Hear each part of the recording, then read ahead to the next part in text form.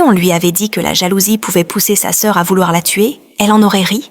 Dans le village d'Umuara, niché entre des collines verdoyantes et des champs de manioc qui s'étendaient à perte de vue, vivait une jeune fille dont la simple présence suffisait à attirer les regards, même lorsqu'elle marchait la tête baissée, vêtue de tissus usés et reprisés 1000 fois.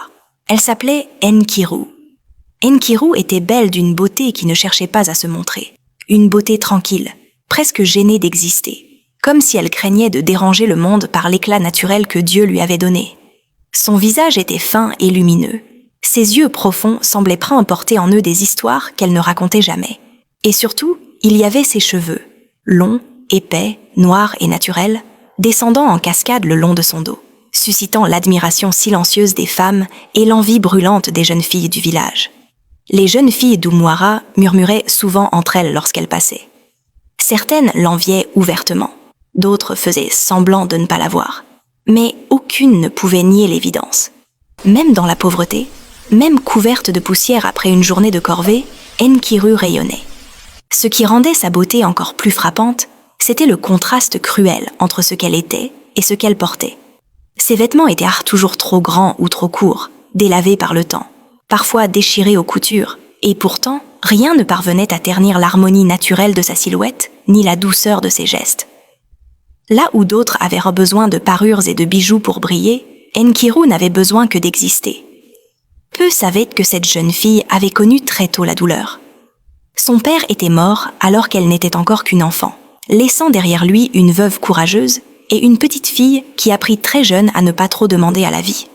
Sa mère, femme humble mais aimante, s'était battue pour elle, jusqu'au jour où le destin l'obligea à refaire sa vie.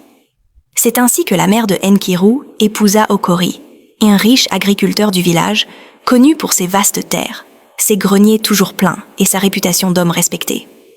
À cette époque, la vie sembla enfin sourire à Nkiru.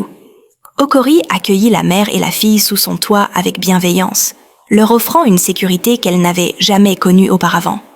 Pendant un temps, Nkiru crut que les épreuves appartenaient désormais au passé.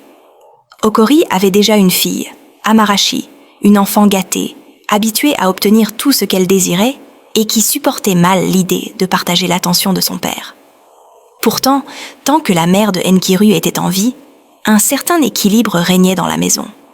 Les tensions existaient, certes, mais elles restaient contenues, étouffées par la présence rassurante d'une mère aimante. Nkiru, de son côté, ne se plaignait jamais.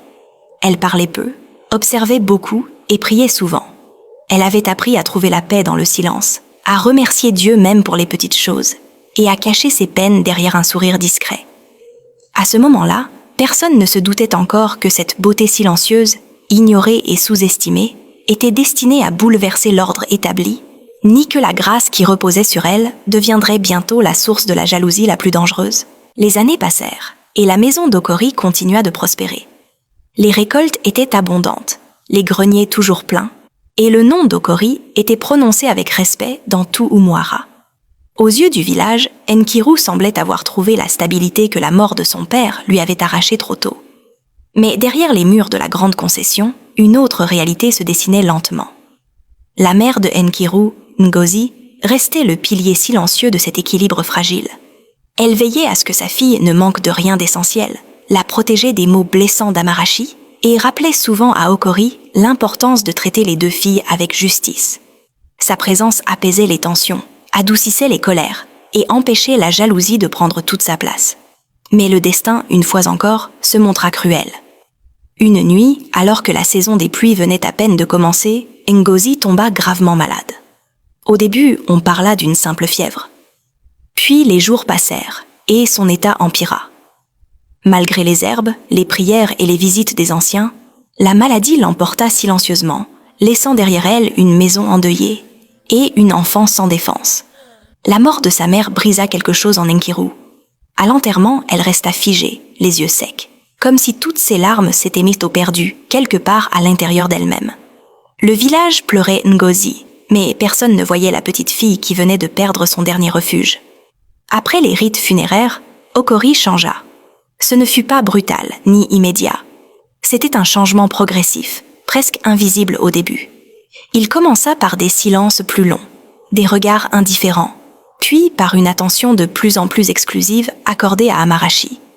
Les repas se firent inégaux, les paroles plus dures, et les reproches adressés à Enkiru de plus en plus fréquents.